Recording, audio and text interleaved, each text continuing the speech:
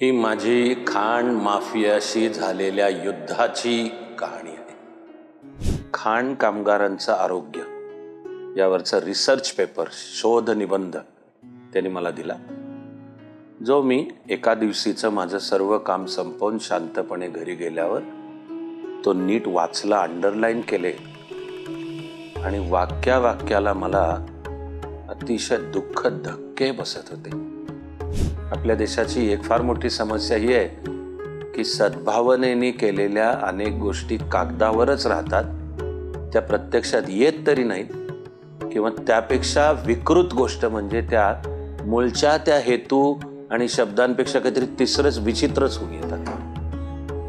नुसतं शोध निबंधात नाही किंवा नुसतं ऑफिसमध्ये बसून माझ्या खाणींशी संबंधित ब्रँचनी मला माहिती दिलीशी नाही, आता एकदा जाऊन प्रत्यक्ष जमिनीवर जाऊन मला खाणींची स्थिती पाहायची आणि ही मी अचानक भेट दिली. काही कोणालाही होती आधी कळू नाही दिलं. जिल्ह्यामध्ये 270 पेक्षा अधिक खाणी प्रत्यक्ष चालू आहेत, पण यातल्या फक्त 120 अधिकृत आहेत. आम्हाला असं दिसून आलं की अधिकृत परवानगी घेतलेल्या सुद्धा 120 खाणींपैकी फक्त 23 खाणी अधिकृतपणे रॉयल्टी भरत होत्या. आता मी मुदत देतोय.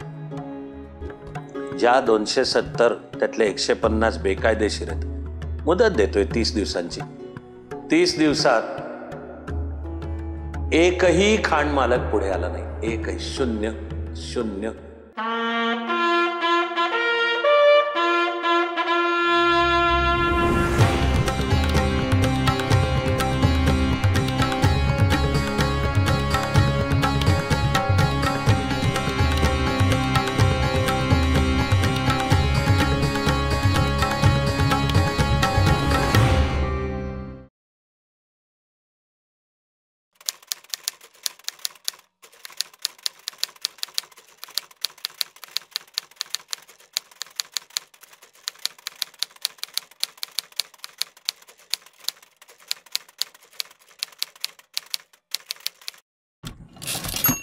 ही माझी खाण माफियाशी झालेल्या युद्धाची कहाणी आहे.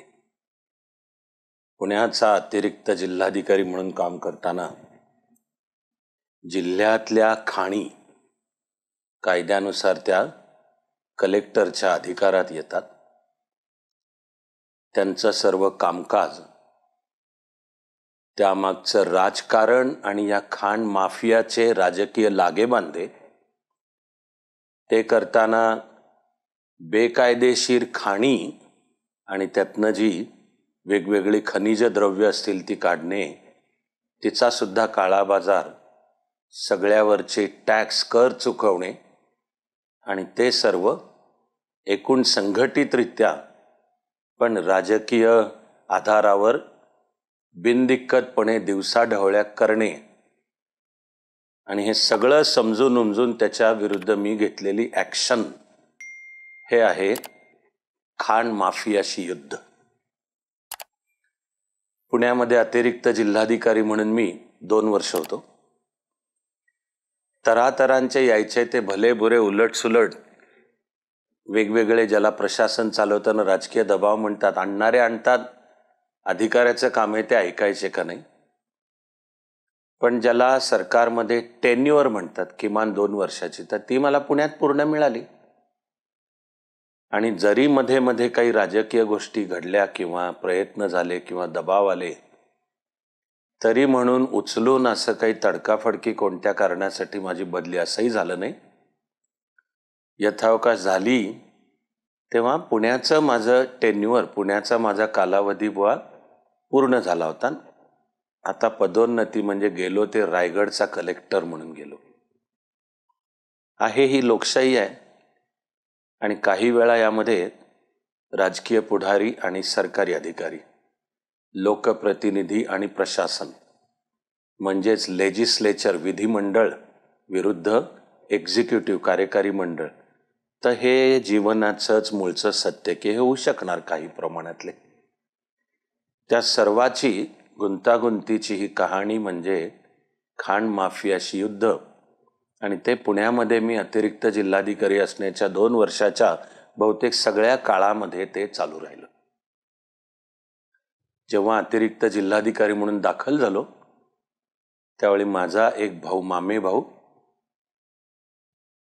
मेडिकल कॉलेजमधनं आधी त्याचं डॉक्टर MBBS झालेला होता आणि त्यांनी त्याच्या डॉक्टरी कामाचा भाग म्हणून खाण कामगारांचं आरोग्य या विषयाचा अभ्यास करून एक पेपर तयार केला होता. आणि आता हे चुकून जुळून आलं की हे त्यांनी केलं त्याच सुमाराला माझी पुण्यामध्ये अतिरिक्त जिल्हाधिकारी म्हणून नियुक्ती झाली की खाणी सगळ्या मग माझ्या कार्य आणि अधिकार क्षेत्रात येतात. तो मला म्हणाला की तुला जरा भेटू का, मी असा एक पेपर लिहिला होता, सहज तुला द्यायचा आहे. अर्थातच आम्ही भेटलो. त्यांनी त्याचा हा खाण कामगारांचं आरोग्य यावरचा रिसर्च पेपर, शोध निबंध त्यांनी मला दिला, जो मी एका दिवशीचं माझं सर्व काम संपवून शांतपणे घरी गेल्यावर तो नीट वाचला, अंडरलाईन केले आणि वाक्याला मला अतिशय दुःखद धक्के बसत होते की एकूण खाण कामगाराचं आयुष्य, त्या खाणीमध्ये काम करणारा कामगार, त्याचं भीषण आयुष्य, त्याला असं कुठल्या कायद्याचं नीट संरक्षण आहे असं नाही, असलेच काही कायदे तर ते बिनदिक्कटपणे धुडकावून लावून म्हणजे ते संरक्षण त्या खाण कामगाराला मिळतच नाही. अशा तऱ्हांनी खाणींचं कामकाज कसं चालतं. खाण कामगारांनी खाणीत काम करायचं तर आरोग्याची काही एक बेसिक तरी जी काळजी घेतली पाहिजे आणि ती खाण मालकांनी पुरवली पाहिजे, तर वस्तुस्थिती की ती पुरवली जात नाही. दुःखद पण सोपत सांगायचं थोडक्यात तर आता समजा जमीन खणत न्यायची आणि खाली जमिनीच्या स्तराखाली मिळणारं खनिज जे कोणतं आहे ते वापरायचं आहे. कायद्यानुसार एखादी जमीन मालक जरी असला खाजगी तरी कायद्यानुसार तो वरच्या जमिनीचा मालक असतो. त्या जमिनीच्या जे खाली असेल त्याच्यावर त्याला मालकी हक्क सांगता येत नाही. त्या जमिनीच्या खाली आहे त्याच्यामध्ये जर काही खनिज सापडली तर ती सार्वजनिक संपत्ती आहे आणि तिचे मग कायदे आहेत आणि पुढची त्याची प्रक्रिया व्हायची ती कायद्यानुसार. उदाहरणार्थ जर एखादी खाण खणायची असेल त्यातनं डबर, दगडी खडी जी पुन्हा फोडून क्रशरमध्ये मुख्यतः बांधकामासाठी वापरली जाते, रस्त्यांच्या कामासाठी वापरली जाते, ती सर्व काढायला कायदेशीर परवानग्यांची पण आवश्यकता आहे. खरं म्हणजे त्या खाणी नीट कशा चालल्या पाहिजेत इथपर्यंत की त्यात काम करणाऱ्या माणसांची आणि त्यांच्या आरोग्याची, कुटुंबाची, त्यांच्या मुलाबाळांची काळजी कशी घेतली गेली पाहिजे, त्यांच्या हक्क आहेत, याच्या सगळ्या कागदावर तरतुदी आहेत बरं का. आपल्या देशाची एक फार मोठी समस्या ही आहे की सद्भावनेने केलेल्या अनेक गोष्टी कागदावरच राहतात, त्या प्रत्यक्षात येत तरी नाहीत किंवा त्यापेक्षा विकृत गोष्ट म्हणजे त्या मूळच्या त्या हेतू आणि शब्दांपेक्षा काहीतरी तिसरंच विचित्रच होऊन येतात. माझ्या भावाच्या या निबंधामध्ये मला दिसलं की खाण कामगारांचं आरोग्य भीषण आहे. समजा ती जमीन खणत खाली यायचं आहे, खडक फोडायचे आहेत, तर त्या खाणीमध्ये काम करताना तर समजा खडक फोडतायत तर त्याच्यात जे कण उसळतात वर तर ते श्वासाद्वारे ते जातात, श्वासनलिका छातीमध्ये, त्या सर्वांचा फुफ्फुसावर परिणाम होतो, श्वासनलिकेवर परिणाम होतो, नाकावर होतो, डोळ्यावर होतो, संपूर्ण आरोग्यावर होतो. आणि शास्त्रशुद्ध खरं त्यापासून त्यांना वाचवण्याच्या अनेक पद्धती आहेत, पण माझ्या या भावाच्या पेपरनी मला दाखवून दिलं की त्या प्रत्यक्ष पाळल्या जात नाहीत. आणि जो माझा प्रशासनाचा दृष्टिकोन होता की उठून मी सगळी दुनिया बदलू शकत नाही, पण मी जिथे काम करतोय तिथे आणि मी जिथे काम करतोय तेही सगळंच मला कळेल आणि सगळ्यावर माझी हुकमत असेल, असायला पाहिजे या दिशेने मी काम करीन. पण कधी कधी काही गोष्टी निसटू शकतात का, दुर्दैवाने याचं उत्तरे निसटू शकतात. नियत त्यामागची दृष्टी महत्वाची. माझी होती की मला जर कळून सवरून एखादा विषय येईल आता लक्षात आलाय तर मी तो नुसताच सोडून दिला आणि अरे जिल्ह्यातल्या खाणी माझ्या कार्यक्षेत्रात येतात किंवा त्याला वापरला जाणारा दुसरा अधिकार क्षेत्र आहे. साधा हा शब्दांचा वापरही एकूण जीवनाकडे किंवा प्रशासनाकडे काय दृष्टीने पाहायचं हे दाखवून देतो. मी जिथे काम करतोय त्याला जर ते माझं अधिकार क्षेत्र आहे म्हणायला लागलो तर मी त्यातल्या अधिकाराला अधिक महत्त्व देतोय. त्यातला असलेला माझा रुबाब आणि अमुक माझे अधिकार आहेत. पण अरे ते तुला असलेले अधिकार तुझ्यावर सोपवलेलं काम करण्यासाठी दिलेले अधिकार आहेत. त्यामुळे त्याला खरा वापरायला पाहिजे शब्द कार्यक्षेत्र. हा नुसता शब्दांचा खेळ नाही आहे की हे माझं अधिकार क्षेत्र आहे का हे माझं कार्यक्षेत्र आहे. मी पुणे जिल्ह्याचा अतिरिक्त जिल्हाधिकारी आहे तर मग पुणे जिल्हा हे माझं अधिकार क्षेत्र आहे म्हणजे मी त्यातला अधिकारी त्यावर माझा अधिकार आहे का ते माझं कार्यक्षेत्र आहे. मी जर या दृष्टीने काम करत असेल की ते माझं कार्य हे मला पुणे जिल्ह्यात मला काम करायची जबाबदारी सोपवली आहे ते माझं कार्यक्षेत्र आहे आणि ते कार्य करण्यासाठी मला दिलेले अधिकार आहेत. अधिकार तुझे नाहीत, वैयक्तिक नाहीत आणि त्याचा फुकटचा रुबाब आणि अहंकार तर नाहीच पाहिजे. इदम न मम ही वृत्ती पाहिजे. तर मी तसं काम करत होतो तसा स्वतः की हे माझं कार्यक्षेत्र आहे आणि माझ्या कार्यक्षेत्रात कळून सवरून माझ्या समोरही विषय आला हा आणि मी तो एक शोधनिबंध वाचला आणि बाजूला ठेवला तर माझ्याच्याने ते जमणार नाही. ती माझ्यातला माणूस, माझ्यातली संवेदनशीलता मग मला सुखाने जगू झोपू देणार नाही मला की मला विषय कळलाय आणि मी त्यावर काहीच करत नाही. म्हणून मी ठरवलं की आता हा शोधनिबंध आपण वाचला. एकीकडे कलेक्टर ऑफिसमध्ये माझ्याच हाताखाली काम करणारी या खाण विषयाची अख्खी ब्रँच असते आणि ते अगदी मी जॉईन झालो त्या सुरुवातीच्या काही काळात आहे. मग त्या ब्रँचकडनं मी एक 4 पानी सारांश मागवला की मला तुम्ही या ब्रँचच्या कामकाजाचा आणि आत्ताचे विषय कोणते ह्या सर्वाचा मला एक 4 पानी सारांश द्या. तो मी वाचला. माझ्या या ब्रँचशी मी त्याचे जे अधिकारी ते तहसीलदार लेवलचे असतात पण त्यांच्याशी त्या कामकाजाविषयी चर्चा केली आणि ठरवलं की नुसतं शोधनिबंधात नाही किंवा नुसतं ऑफिसमध्ये बसून माझ्या खाणींशी संबंधित ब्रँचनी मला माहिती दिलीशी नाही. आता एकदा जाऊन प्रत्यक्ष जमिनीवर जाऊन मला खाणींची स्थिती पाहायची आणि ही मी अचानक भेट दिली. काहीही कोणालाही होती आधी कळू नाही दिलं. कलेक्टर ऑफिसमधल्या खाणकामाशी संबंधित ब्रँचमधनं माहिती सगळी घेतलेली होती, चर्चा त्यांच्याशी केलेली होती, पण माझा प्लॅन यत्किंचितही कुठेही कोणालाही सांगितला नाही. आणि माझ्या योजनेतला एक दिवस की सकाळी सुरुवात करायची ती नीट प्लॅन ते तुमच्या हाताशी साधन सामुग्री असते, डेटाबेस माहिती असते, नियत पाहिजे त्यामागे. आणि असे संपूर्ण दिवसभर पुणे जिल्ह्यातल्या ठिकठिकाणच्या खाणी आणि ठिकठिकाणच्या प्रकाराच्या डबर, दगडी, खडी, अन्य खनिजे, वाळूचं सुद्धा चालतं, जमिनीच्या पात्रातून वाळूचा सगळा बेकायदेशीर, त्याच्यावरची तर कठोर कारवाई मी प्रशिक्षण कालावधीमध्येच केलेली होती. त्यामुळे मला ह्या कामाच्या क्षेत्राचा अंदाज होता. त्या एका दिवसामध्ये मी प्रत्यक्ष जमिनीवर खाणींची पाहणी केली आणि त्या खाण मालक किंवा कामगारांना कसलीही पूर्वकल्पना नव्हती की आज आपल्या खाणीवर स्वतः अतिरिक्त जिल्हाधिकारी म्हणजे ज्याच्याकडे जिल्हाधिकारी म्हणून अधिकार आहेत सर्व तो स्वतः येणार ह्याची येत. पण मी गेलो, डोळ्यांनी खाणी पाहिल्या.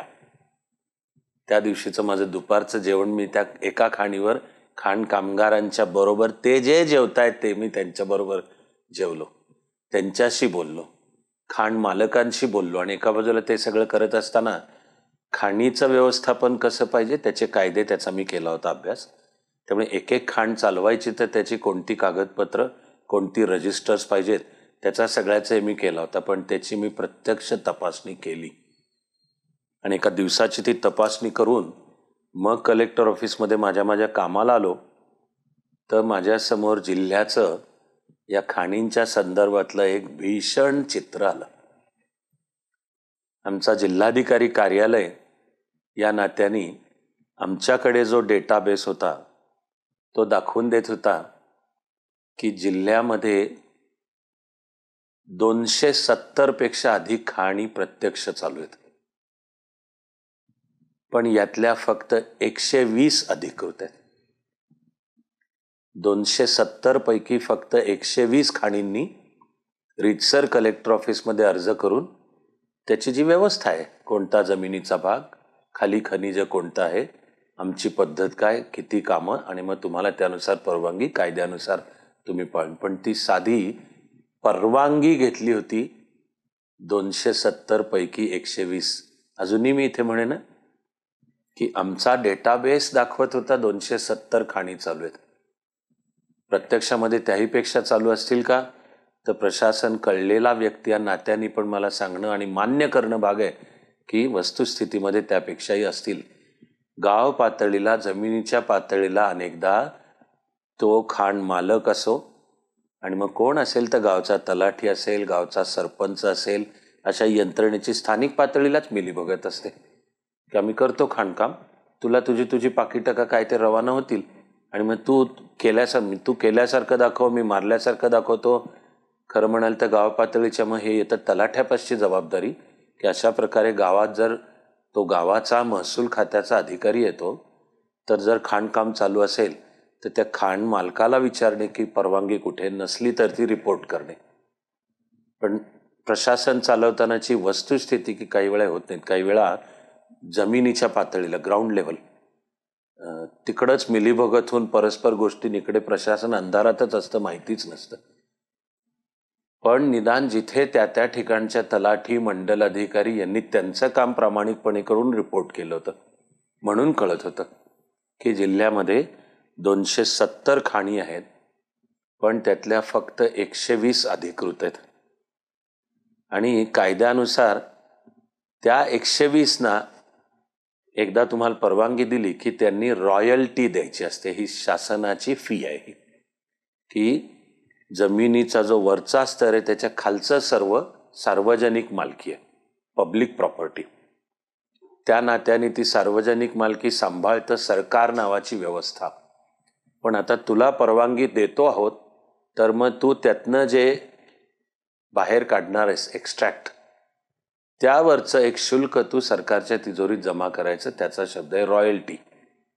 तर आम्हाला असं दिसून आलं की अधिकृत परवानगी घेतलेल्या सुद्धा 120 खाणींपैकी फक्त 23 खाणी अधिकृतपणे रॉयल्टी भरत होत्या. हे चित्र जसा खोलात गेलो अभ्यास करत तसं समोर आलं. खाणी चालू 270 पेक्षा जास्त, अधिकृत परवानगी फक्त 120, तरी त्यातले प्रत्यक्ष फक्त भरतायत रॉयल्टी 23. याचं कारण बहुतेक वेळा त्या खाणींचे मालक असतात कोण्या ना कोण्यातरी पक्षांचे कार्यकर्ते, नेते. त्यांची मग कोणा ना कोणातरी लोकप्रतिनिधी असो, आमदार, खासदार, मंत्री यांच्याबरोबर उठबस असते. दुर्दैवाने ह्यामध्ये भ्रष्टाचार सुद्धा येतो, हे निश्चित आहे. त्यामुळे प्रत्यक्ष सगळं काही सुरळीत चालू आहे अशाचे प्रत्यक्ष काही कारवाया याच्यावर होत नाहीत. मी चित्र समोर आल्यावर अर्थातच ठरवलं की कारवाई तर करायची. तिथे मला दिसून आलं की सर्व खाण मालकांची एक संघटना आहे. अर्थातच त्यामध्ये बहुसंख्य होते ते काही माजी आमदारांसहित त्यावेळच्या विशेषतः सत्ताधारी पक्षांमधले नेते किंवा त्यांच्याशी जुळलेले कार्यकर्ते, पक्षांचे पदाधिकारी. तर मी पुणे जिल्हाधिकारी कार्यालयामध्ये या खाण मालकांची एक बैठक बोलवली. त्या खाण मालक संघटनेचे जे मुख्य होते ते सुद्धा एक पॉवरफुल पण माजी आमदार होते. ते मी बोलवताना ते आमदार नव्हते, आधी होते. तर मी बोलवलेल्या या बैठकीला अर्थात खाण मालक आले. त्याला हे स्वतः माजी आमदार अध्यक्ष सुद्धा होते. आणि मी सर्वांचं स्वागत केलं, सर्वांना शुभेच्छा व्यक्त केल्या आणि हा सगळा विषय सांगितला. पहिल्यांदा त्यावर बोलताना हे माजी आमदार म्हणाले की साहेब, तुम्ही बैठक बोलवली, चांगलं केलं. आमच्याकडे लक्ष देणारा, आमच्या विषयाकडे लक्ष देणारा अधिकारी आम्हाला भेटला, आनंद. हे सगळं पहिलं होतं. आणि जसा मग मी विषय मांडला की डेटा हे दाखवून देतोय की 270 खाणी आहेत, पण 120नीच परवानगी. आत्ता मी तुमच्या वैयक्तिक विचाराला जात नाहीये, पण जो तो विचार करा. आणि तरी रॉयल्टी प्रत्यक्ष भरतायत 23च. तर मला या चित्रावर तुम्हाला काय म्हणायचं आहे सांगा. अख्ख्या बैठकीमध्ये असा सन्नाटा पसरला, एक शब्द नाही. पण त्यामधनं असा मागच्या बाजूला बसलेला एक किडकिडीतच व्यक्ती आणि अंगावर असा पायजमा कुर्ता होता मळका, असे केस विस्कटलेले, दाढीचे खुंट वाढलेले होते. तसा तो जरा हैराण किंवा कलेक्टर ऑफिसमध्ये सार्वजनिक जीवनात आणि कलेक्टरनी बोलवलेल्या मीटिंगला यायचे तर जरा नीट यावं, तर तसं नाही तसे. पण तो तिरीमिरीत उठला आणि जे त्यांनी तोंडाचा पट्टा सोडला ताड ताड ताड ताड बोलत. पण तो जे ताड ताड बोलत होता त्यात मुद्दा होता की साहेब सरकारी यंत्रणेच्या तोंडाला कोणी लागायचं. तो ज्या बिनधास्त ताड ताड बोलत होता की सरकारी यंत्रणेच्या तोंडाला कोणी लागायचं. आम्ही कायद्याने परवानग्या मागायला आलो, वेळच्या वेळी मिळत नाहीत, महिनोन्महिने मिळत नाहीत, तुमच्याकडे 50 वेळा खेटे मारावे लागतात, तुमच्या 50 वेळा पाया पडावं लागतं, आणखीन तुम्हाला जी चिरीमिरी वेगवेगळ्या पातळ्यांना द्यावी लागते आणि एवढं करूनही परवानग्या मिळतील याची नाहीच आहे. याच्या उलट जो तुमची कसली परवानगी न मागता तिकडे करून टाकतो, त्याचं सगळं नीट चाललंय. आम्ही वर्षानुवर्ष पाहतो की त्याच्या आडवा कोणी येत नाही. आम्ही कायदा पाळायचा प्रयत्न केला तर आमच्याच वाट्याला येतं, असं तो विलक्षण ताड ताड ताड ताड बोलत होता. तो माणूस जे बोलला त्याच्यात तो हेही म्हणला की हे करून ठेवलेले कायदे सुद्धा एवढे गुंतागुंतीचे आहेत की प्रामाणिकपणाने खाण चालवता येणंच शक्य नाही आहे. आम्ही ते कायद्यानुसारची सगळी प्रामाणिक चालवायला गेलो तर आम्हाला खाण चालवताच येणार नाही आहे. त्यामुळे इकडे चिरीमिरी द्या, तिकडे पाकिटं द्या, असंच करून आम्हाला करावं लागतं. कोणी तुमच्या तोंडाला लागायचं. तर मीटिंगमध्ये सन्नाटा होता, पण मी त्या माणसाला अजिबात मध्ये न अडवता त्याचं पूर्ण म्हणणं ऐकून घेतलं. एक त्याची पोटतिडी कळत होती त्याची. आणि मी तर म्हणेन की हे व्हाइब्स स्पंदनांच्या भाषेत आहे.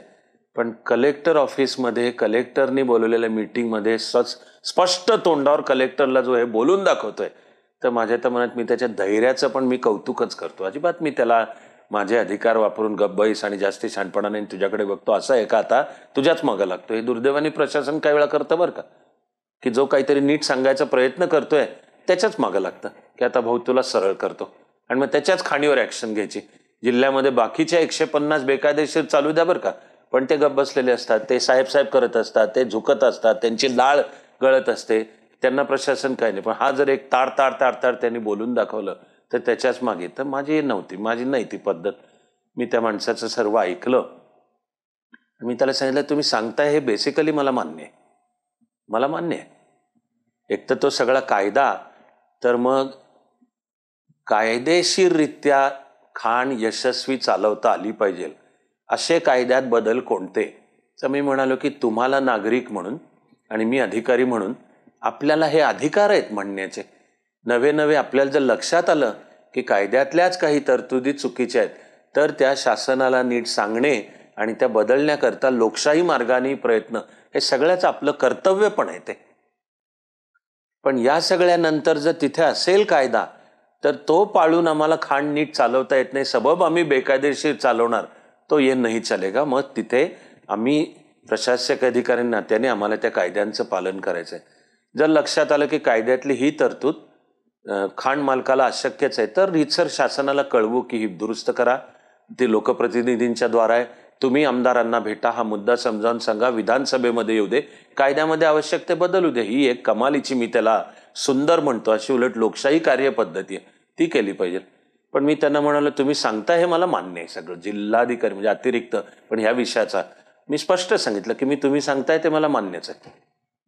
आणि मी माझ्या परीने एकाच वेळी कायद्याचा कठोर अंमल पण ज्याचा तुम्हाला जाच नाही, हे मी माझं कर्तव्य मानतो, ते मी करीन. पण त्याला मग तुमचं सगळ्यांचं पण सहकार्य पाहिजे. ते करायचं असेल तर त्याला तुमचं सगळ्यांचं. मागे प्रांताधिकारी म्हणूनही काम करताना मला सेम मुद्दा रेशनच्या बाबतीत पण लक्षात आला होता की सगळे जे त्याचे विचित्र आणि अत्यंत गुंतागुंतीचे करून ठेवलेत कायदे, त्यापायी खरंच ते सगळे पाळून रेशनचं दुकान चालवायचं तर कुठे ना कुठेतरी खोट काढताच येईल. आणि असा मग विविध कायदे कार्यपद्धतीचा अभ्यास केल्यावर मी पण हे सांगत आलोय की दुर्दैवाने अनेक वेळा कायद्यांमध्येच अशी काहीतरी विचित्र गुंतागुंत करून ठेवलेली असते, त्याला योग्य मराठीमध्ये पाचर मारून ठेवलेली असते की धड तुम्हाला ते सगळे पाळता येणे शक्यच नाहीत.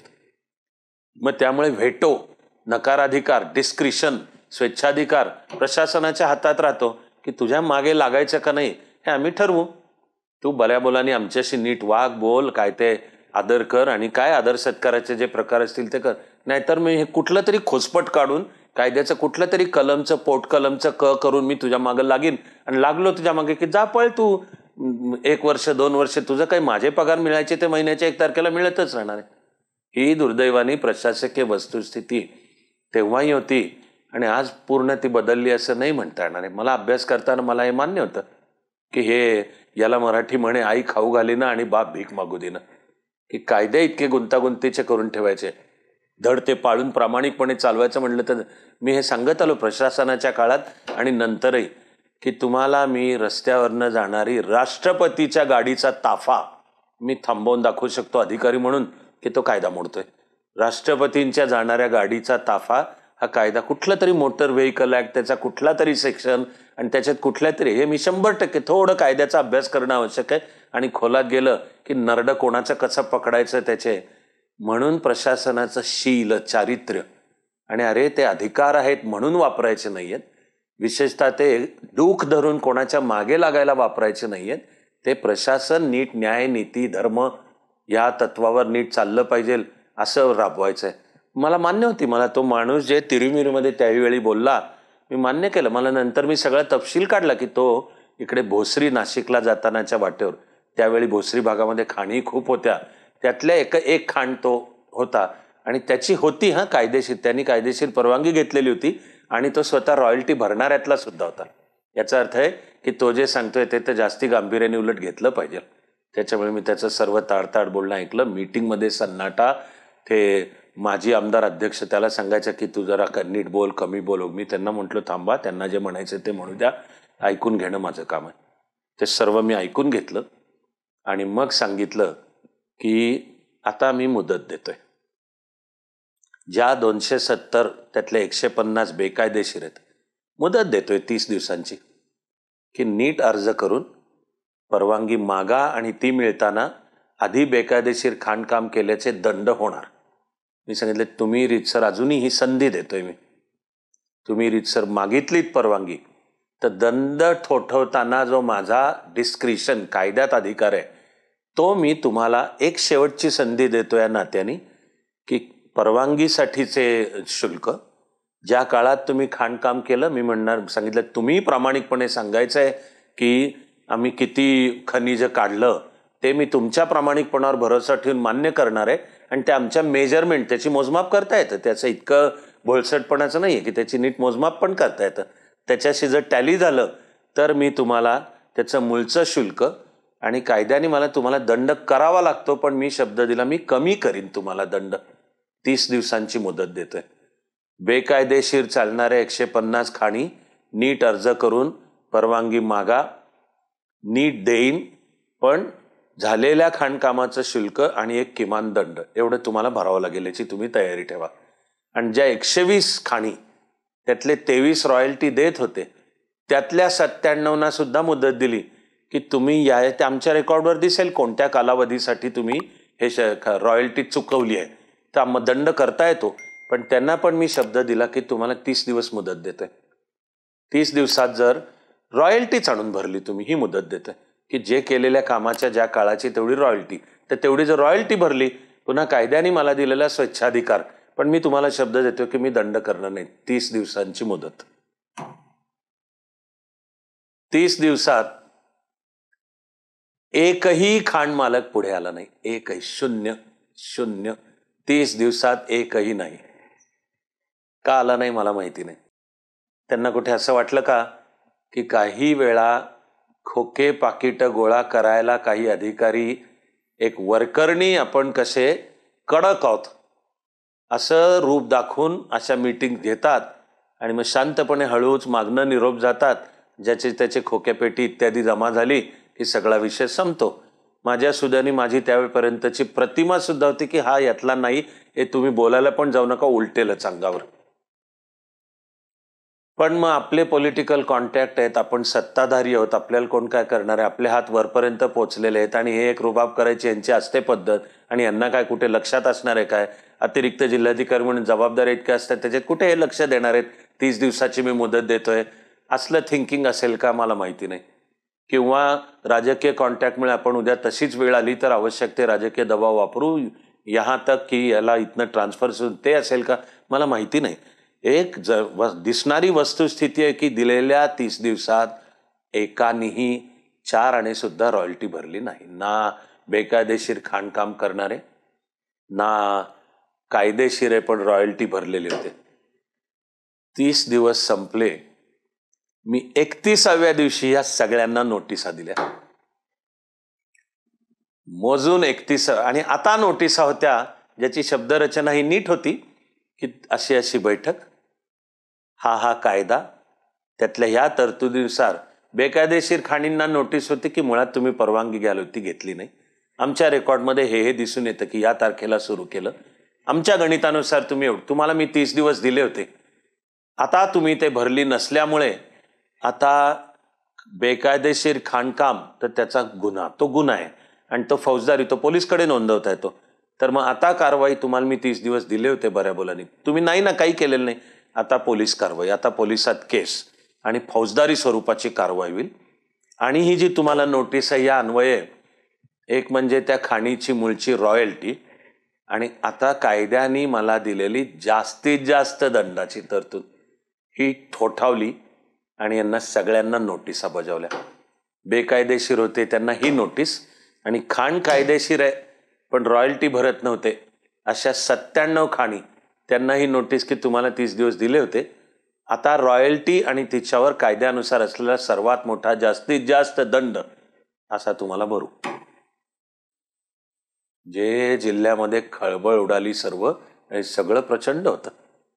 मी म्हणालो तसं सगळं राजकीय एकूण नेते मंडळींशी संबंधित होतं ही सगळी. आणि हे एका दिवशी होतंच, हे एकामागून एक. एकीकडे माझं समांतर बाकीचं काम, प्रशासकीय सुधारणा, साक्षरता चळवळ, गावात महिला मंडळं, गाव कचेरी, लोक न्यायालय, 90 दिवसाचं काम 7 दिवसात करण्याचे कार्य, हे एकीकडे चालू होतं. असं ते उलगडत होती खाण माफियाशी युद्ध. त्यामध्ये जेव्हा मी या नोटिसा बजावल्या तेव्हा मला त्यावेळी खासदार होते अशोक मोहोळ, सत्ताधारी म्हणजे काँग्रेस पक्षाचे. सगळे त्यांना अशोक अण्णा म्हणून ओळखतात. आणि असं उंच, तरतरीत, अतिशय प्रसन्न व्यक्ती, खेळाडू घराणं सगळं. खेळाडू म्हणजे हे स्वतः उत्तम क्रिकेट खेळणारे, यांच्या नात्यातले स्वतः खेळलेत, हे महाराष्ट्र आणि भारताच्याही टीमकडनं खेळलेले अशोक अण्णा. तर त्यांचा मला फोन आला, साहेब भेटायचंय. तर अर्थातच लोकप्रतिनिधी या नात्याने त्यांच्या जागेचा, पदाचा आदर केला पाहिजे म्हणून भेटायचे. ते बरोबर 2 खाण मालकांना घेऊन आले मुळशी तालुक्यातल्या, आणि आमच्या भेटीच्या वेळी आले आणि सौम्य बोलणं, शांत प्रसन्न बोलणं. ते म्हणाले की साहेब तुम्ही चालवलेली सगळी कारवाई बरोबर आहे, हे दोघांना मान्य आहे की त्यांची चूक झाली आहे, पण आता यातनं काही सुटका नाही का? म्हणजे अशोकांनाही माझ्याशी बोलत होते, हे काही येतकींची ते कुठेही गुरमी आहे, मी कोण आहे माहिती आहे का, मी खासदार आहे आणि माझी पवारसाहेबाशी, आणि त्यावेळेला असेल तर त्यावेळेपर्यंत पंतप्रधान नरसिंहराव होते हे सांगतोय, तेव्हा माझे त्यांच्यापर्यंत हात पोचलेले आहेत वगैरे नाही आहे. एकूण कायद्याने तुम्ही करताय ती कारवाई बरोबर. हे दोघं मला भेटायला आले होते. मीही त्यांना सांगितलं की मी कायदेशीर कारवाईच्या आडवं येणार नाहीये, पण कायद्याच्या चौकटीतच काही करता येईल असं आहे का? मी अशोक अण्णांनाही सांगितलं की अशी मी मीटिंग घेतली होती, 30 दिवसाची मुदत दिली होती आणि एकानेही भरले नाही. मग मी त्यावेळेला मी शब्द दिला होता, आता नाही तर आता फुल दंड असेल. मी अशोक अण्णांनी सांगितलं की आता नाही सुटका. आता फार तर या दोघांनी मी सांगितलेले ते मूळची दंडासहित असेल तर खाण तीही कायद्यानुसार, पण त्याला म्हणतात नियमानुकूल करून देणे, रेग्युलराईज, तेवढं मी सांगू शकतो, पण अन्यथा दंड भरायला लागेल. आणि अशोक अण्णांनी सुद्धा त्यावर काही अजिबात काही राग करणे वगैरे नाही. उलट मग त्यांनी त्या दोघांनाही सांगितलं, त्यांनी त्यानुसार खाण जे रॉयल्टी आहे आणि दंड आहे तोही पूर्ण भरला, आणि मग नियमानुसार मी त्यांच्या खाणी नियमानुकूल करून दिल्या. ॲक्च्युली अशोक अण्णांशी माझे आता आजपर्यंत ऋणानुबंध आहेत, उत्तम. म्हणजे आता ते सक्रिय राजकारणात नाहीत, त्यांनी आता शिक्षणाला आणि मुख्यतः गरीब वर्गातल्या मुलांसाठी शाळा काढण्याचं आजही ते वेळोवेळी मला बोलवतात, आणि मी आनंदाने आणि माझं कर्तव्य म्हणूनही तिथे जातो. प्रशासन नियमबद्ध कठोर चालवणे म्हणजे माणसं तोडणे असा त्याचा अर्थ असत नाही. हे फक्त स्किल आहे तुमचं काम चालवण्यातलं, तोंड फाटकं नाही पाहिजे. तुम्ही तुमच्या अधिकाराच्या रुबाबात समोरच्याला अपमानास्पद, समोरच्याचं, आणि हे कोणाला की जो येऊन तो बोलतोय ना तुमच्याशी नीट, तुका म्हणे ऐशा नरा मोजोनी माराव्या पैजारा कोणाला करायचं? जो स्वतः तो गुरुमी दाखवेल. मग येतं करता, मग येतं. मग तुका म्हणे ऐशा नरा येतं करता. पण हे जे की माणसंही त्याद्वारे जोडली गेली पाहिजेत. तर अशोक अण्णांनी हे सांगितल्यावर केलं. बाकीच्या सगळ्यांच्यावर होती कठोर कारवाई.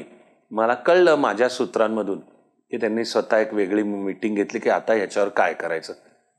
आणि मग त्यांनी ठरवलं की माझ्या वरची ऑथॉरिटी या बाबतीत, तर त्यांचं नाव अतिरिक्त आयुक्त, ॲडिशनल कमिशनर. हे महसूलचे आयुक्त, पुण्याच्या आयुक्तालयामध्ये त्यांचं ऑफिस असतं. आणि कलेक्टरच्या आदेशावर अपील करण्याचे अधिकार आहेत ते अपील ह्या अतिरिक्त आयुक्तांकडे जातं. आणि मग या सर्व खाण मालकांनी मिळून ठरवलं की आता अपील मग अतिरिक्त आयुक्तांच्याकडे जायचं. आणि त्यांनी ते आता ज्याला नोटीस दिली त्यांनी वैयक्तिक जायचं असताना, निर्णय संघटनेचा जरी असला तरी प्रत्येकाने अपील करावं लागतं. पण कोणी एक पहिला गेला आणि एक दिवशी ऑफिसमध्ये मी काम करत असताना माझ्यापाशी अतिरिक्त आयुक्तांचा आदेश पोचला की माझ्या या आदेशाला स्थगिती, स्टे, माझ्या या आदेशाला स्थगिती. तर हे थोडं माझ्या सगळ्या कारवाईला खो घालणारा, पायबंद घालणारा होता ना. बेकायदेशीर खाणी आणि कायदेशीर असले तरी रॉयल्टी भरतच नाहीयेत, त्यांच्यावर मी कायद्याच्या चौकटीत ती सुद्धा नीट 30 दिवसांची मुदत देऊन आणि नीट शब्द की जो रेकॉर्ड केलाय मिनिट्समध्ये आहे, तरी त्याच्यावर अतिरिक्त आयुक्त, कारण त्यांना अधिकार आहेत, ते माझी वरची ऑथॉरिटी, त्यांना अधिकार आहेत माझ्या ह्याच्यावर स्टे. तसं मला जरा धक्का होता. आणि पुढच्या 2-5 दिवसात लक्षात आलं की धाड धाड धाड धाड स्टेच्या ऑर्डर्स येणं चालू झालं. म्हणजे आता ही सिस्टीम बसली की जा तू तिकडे, तू जिल्ह्यामध्ये काही कारवाई करायला जा, ज्याच्यावर केली त्यांनी उठायचं आणि वरिष्ठाकडे जाऊन अपील की माझ्या ऑर्डरला स्टे. आणि या अतिरिक्त आयुक्तांनी माझ्या या मालकांच्या बेकायदेशीर कृत्यांवर ॲक्शन घेताना स्टे देण्यामध्ये वापरलेले शब्द होते की अतिरिक्त जिल्हाधिकाऱ्यांनी काढलेले सर्व आदेश एकाच शब्दरचनेतले आहेत, फॉर्मॅट एकाच शब्दरचनेतले आहेत. याचा अर्थ आहे की ते प्रत्येकाला तो आदेश करताना ॲप्लिकेशन ऑफ माइंड कायद्यातला शब्द येतो की त्या त्या केसला तुम्ही नीट मन बुद्धी लावून पास केलेला आदेश असायला पाहिजे. तर तो आता ही शासकीय पद्धत आहे आणि तो फॉर्मॅट येतो आणि त्याच्यामध्ये नीट त्या खाण मालकाचं नाव, त्याचा नीट सर्व्हे नंबर, कोणती खाण, किती माल, आम्ही त्याचं मेजरमेंट, त्याचे हे येतं बरं का सगळा तपशील. पण ते अतिरिक्त आयुक्त माझ्या प्रत्येक आदेशाला स्थगिती देत होते आणि त्याच्यामध्ये त्यांची शब्दरचना होती की हे सगळे आदेश एका सेम शब्दरचनेमध्ये काढलेले आहेत. याचा अर्थ अतिरिक्त जिल्हाधिकाऱ्यांनी स्वतंत्रपणे कायदा आणि मनबुद्धी लावलेली नाही. ॲप्लिकेशन ऑफ माइंड, सबब स्थगिती, आणि मग पुढे सुनावणी. आणि मग पुढे माहिती असतं की तारीख पे तारीख, वर्षानुवर्ष, आणि प्लस आणखी काही याच्या व्यतिरिक्त काय शब्द बोलून मी माझं तोंड खराब करत नाही. मला आता प्रश्न पडला की आता याच्यावर काय करायचं. मी करायला निघालो, जे करतोय त्याच्यावर, म्हणजे म्हणतोय त्याच्यावर स्थगिती. म्हणून मी एक अतिरिक्त आयुक्तांना एक अधिकृत पत्र लिहिलं, फॉर्मल अधिकृत पत्र लिहिलं. मी त्या पत्रामध्ये मांडलेला मुद्दा होता की ही अशी मी जिल्ह्यामध्ये कारवाई करतोय, ती या कायद्यानुसार आणि या आहे, त्याला मी कार्यपद्धती ही की जी कायद्यानुसार आहे. तर मी पत्रामध्ये विनंती लिहिली होती की या माझ्या आदेशावर जर अपील आलं तर माझं पण ऐकून घेतलं जावं. म्हणजे मग तुम्ही स्थगिती देण्यापूर्वी माझं म्हणणं ऐकून घेतलं जावं अशी माझी विनंती आहे, असं मी त्यांना पत्र पाठवलं. 2 दिवसात त्यांचं मला एक भयंकर कडक, खरमरीत आणि बोचरे शब्द वापरणारं सुद्धा पत्र आलं. त्यांच्या पत्राचा आशय होता की तुम्हाला काय प्रशासन कळलेलं दिसत नाहीये, कळलं असतं तर वरिष्ठांना तुम्ही या प्रकारे आदेश दिले नसते. मी तुमची वरची ऑथॉरिटी आहे आणि तुमच्या आदेशाला स्टे द्यायचा का नाही हे मी ठरवायचं आहे, तर तुम्ही हे म्हटला नसतात, असं या अर्थाचं आणि खरमरीत पत्र. मग अर्थात मी शब्दांची सुद्धा योग्य मर्यादा सांभाळून पण मी पण उलटं पत्र दिलं की प्रशासन आणि कायद्याचं मूळचं सूत्र आहे सर्व बाजू ऐकून घेणे. आणि तुम्ही जर माझ्या आदेशावर स्थगिती देत असाल तर माझी बाजू ऐकून घेणे तुमचं काम आहे तो, आणि ती मला, माझा हक्क आहे. माझ्या म्हणण्याचा टोन होता, मला अक्कल शिकवू नका. प्रशासनाची मी करतोय ती कारवाई कायद्याच्या चौकटीतली आहे.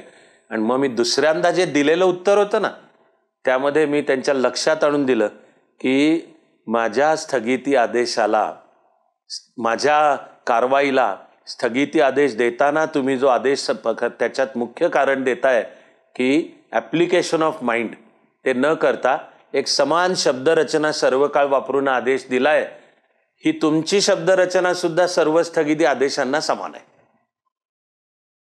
असं मी स्पष्टपणे त्यांना त्यांच्या पत्रामध्ये बोलवून दाखवलं. आणि मग ते वरिष्ठांनाही वरिष्ठ असतात आणि एकदा जर क्लिअर आहे की मी करतोय ती कारवाई कायद्यानुसार आहे, तुम्ही त्याला खो घालताय आणि सगळीच कारवाई बंद पडणार.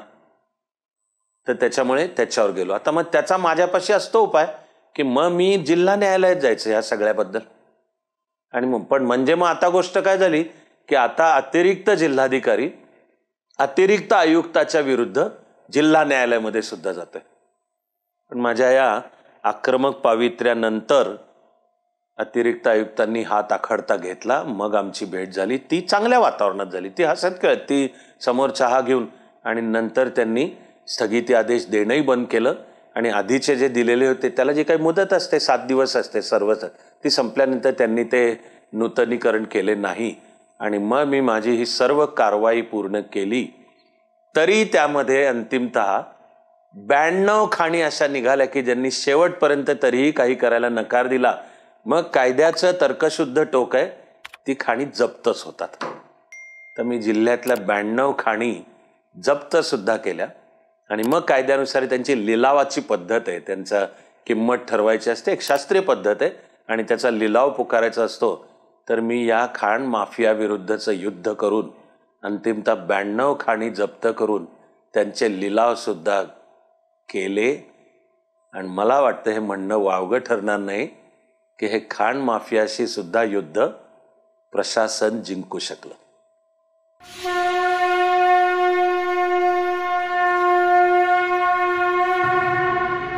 जरी एक अश्रू पुसायास आला, तरी जन्म काहीच कामास आला.